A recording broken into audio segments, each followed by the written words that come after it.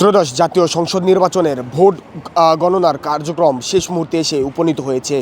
এখন পর্যন্ত কে কত ভোটে এগিয়ে রয়েছে, কে যাচ্ছে ক্ষমতার মসনদে, এই সম্প্রচার থেকে সেটি জানানোর চেষ্টা করব আপনাদেরকে।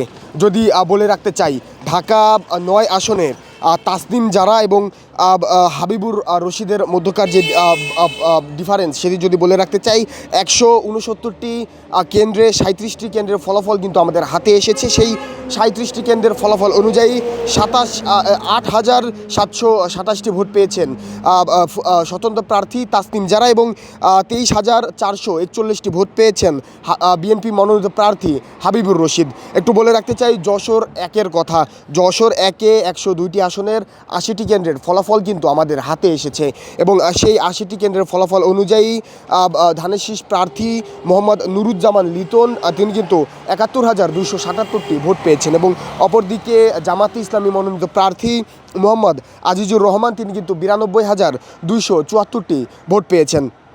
যদি বলে রাখতে চাই ঢাকা ৩ আসনের কথা, ১২৬টি কেন্দ্রের মধ্যে ২৩টি কেন্দ্রের ফলাফল কিন্তু আমাদের হাতে এসেছে এবং তার মধ্যে গয়েশ্বর চন্দ্র রয় বিএনপির স্থায়ী কমিটির সদস্য তিনি কিন্তু ২০,৬৭৯টি ভোট পেয়েছেন এবং শাহিনুর ইসলাম জামাত মনোনীত প্রার্থী তিনি কিন্তু ১৩,৪৪৯টি ভোট পেয়েছেন। একটু বলে রাখতে চাই সাতক্ষীরা ৪ আসনের কথা। সাতক্ষীরা ৪ আসনে জামাত মনোনীত প্রার্থী গাজী নজরুল ইসলাম তিনি কিন্তু বিজয় লাভ করেছেন। সুনামগঞ্জ ২ আসনে বিএনপি মনোনীত প্রার্থী মোহাম্মদ নাসির চৌধুরী তিনি কিন্তু বিজয় লাভ করেছেন। যদি বলে রাখতে চাই কুড়িগ্রাম ৪ আসনের কথা, কুড়িগ্রাম ৪ আসনে জামাত মনোনীত প্রার্থী মোস্তাফিজুর রহমান মোস্তাক তিনি কিন্তু বিজয় অর্জন করেছেন। যদি বলে রাখতে চাই কক্সবাজার ২ আসনের কথা, কক্সবাজার ২ আসনে আলমগীর মাহফুজ উল্লাহ তিনি কিন্তু বিএনপির অর্থাৎ ধানের শীষ মনোনীত প্রার্থী তিনি কিন্তু বিজয় লাভ করেছেন। যদি বলে রাখতে চাই বহুল আলোচিত হাসনাত আবদুল্লার কথা, কুমিল্লা ৪ আসনে তিনি কিন্তু বিজয় লাভ করেছেন এবং একটি আসনেও একটি কেন্দ্রও কিন্তু তিনি হারেননি এমনটি কিন্তু আমাদের কাছে এসেছে। একটু বলে রাখতে চাই ভোলা ৩ আসনের কথা, হাফিজ উদ্দিন আহমেদ ধানের শীষ মনোনীত প্রার্থী তিনি কিন্তু বিজয় লাভ করেছেন এবং রংপুর ১ আসনের কথা যদি বলি, জামাত মনোনীত প্রার্থী রাইহান সিরাজি তিনি কিন্তু বিজয় লাভ করেছেন। একটু বলে রাখতে চাই সিরাজগঞ্জ ৪ আসনের কথা, রফিকুল ইসলাম খান জামাতে ইসলামের মনোনীত প্রার্থী তিনি কিন্তু বিজয় অর্জন করেছেন। নেত্রকোনা ৫ আসনে বিজয় অর্জন করেছেন জামাতে ইসলামীর মনোনীত প্রার্থী মাসুম মুস্তফা এবং যদি বলে রাখতে চাই ভিপি নূর, বহুল আলোচিত গণ অধিকার পরিষদের সাবেক সভাপতি ভিপি নূর তিনি কিন্তু গণ অধিকার পরিষদের সভাপতি ভিপি নূর তিনি কিন্তু ট্রাক মার্কায় পটুয়াখালী ৩ আসন থেকে বিজয় অর্জন করেছেন। যদি বলে রাখতে চাই চট্টগ্রাম ৩ আসনের যে ফলাফল সেখানে কিন্তু ধানের শীষ মনোনীত প্রার্থী মোস্তফা কামাল পাশা তিনি কিন্তু বিজয় অর্জন করেছেন এবং বলে রাখতে চাই বরগুনা ২ আসনের কথা। বরগুনা ২ আসনে বিএনপি মনোনীত প্রার্থী মোহাম্মদ নুরুল ইসলাম মনি তিনি কিন্তু বিজয় লাভ করেছেন। টাঙ্গাইল ৭ আসনে বিএনপি মনোনীত প্রার্থী আবুল কালাম আজাদ সিদ্দিকী তিনি কিন্তু বিজয় অর্জন করেছেন।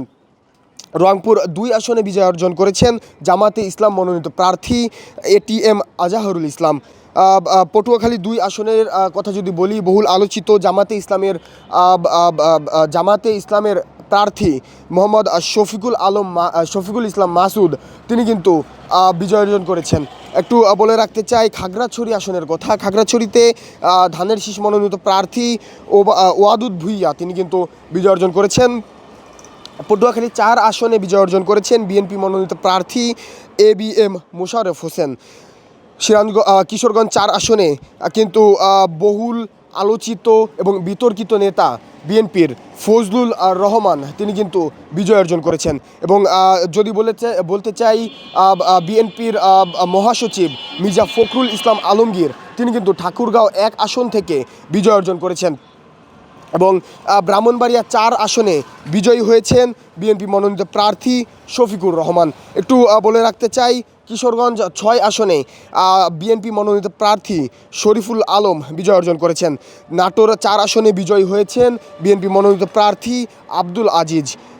আরও বলে রাখতে চাই জয়পুরহাট ১ আসনে বিজয় অর্জন করেছেন ফজলুর রহমান সাঈদ তিনি জামাত ইসলামের মনোনীত প্রার্থী।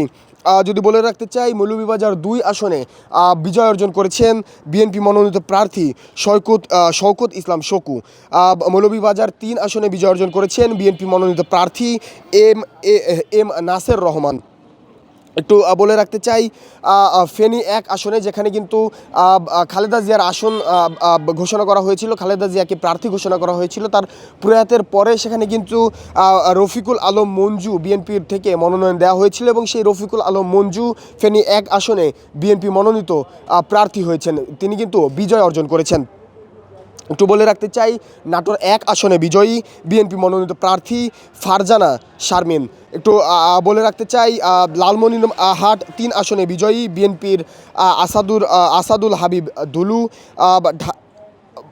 দর্শক, এই মুহূর্তে আমার হাতে এসেছে বহুল আলোচিত ঢাকা 8 আসনের ফলাফল। এখন পর্যন্ত 108টি কেন্দ্রের 55টি আসনে কিন্তু 55টি আসনের কিন্তু ফলাফল এসেছে। সেই 55 আসন অনুযায়ী 2776 ভোট পেয়েছেন 11 দল মনোনীত প্রার্থী নাসিরউদ্দিন পাটোয়ারি এবং বিএনপি মনোনীত প্রার্থী মির্জা আব্বাস, তিনি কিন্তু 26,160টি ভোট পেয়েছেন।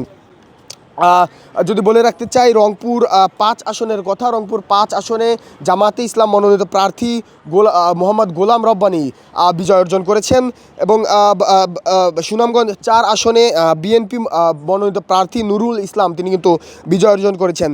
শেরপুর 1 আসনে জামাতে ইসলাম প্রার্থী রাশেদুল ইসলাম, তিনি কিন্তু বিজয় অর্জন করেছেন এবং বলে রাখতে চাই, বিএনপির চেয়ারম্যান তারেক রহমান, তিনি কিন্তু 3টি আসন থেকে এবারের ত্রয়োদশ জাতীয় সংসদ নির্বাচনে অংশগ্রহণ করেছিলেন। তার মধ্যে 2টি আসনের ফলাফল কিন্তু আমাদের হাতে এসেছে। বগুড়া 6 আসনে তিনি বিজয় অর্জন করেছেন এবং ঢাকা 17 আসন, সেখানেও কিন্তু তিনি বিজয় অর্জন করেছেন। একটু বলে রাখতে চাই, চট্টগ্রাম 7 আসনে বিজয় অর্জন করেছেন হুম্মাম কাদের চৌধুরী, তিনি কিন্তু বিএনপি মনোনীত প্রার্থী ছিলেন। চাঁদপুর 1 আসনে বিজয় অর্জন করেছেন এহসানুল হক মিলন, তিনি কিন্তু বিএনপির মনোনীত প্রার্থী ছিলেন। এছাড়া যদি বলে রাখতে চাই, খালেদ হোসেন মাহবুব শ্যামল বিএনপি থেকে মনোনীত প্রার্থী, তিনি কিন্তু ব্রাহ্মণবাড়িয়া 3 আসনে বিজয় অর্জন করেছেন।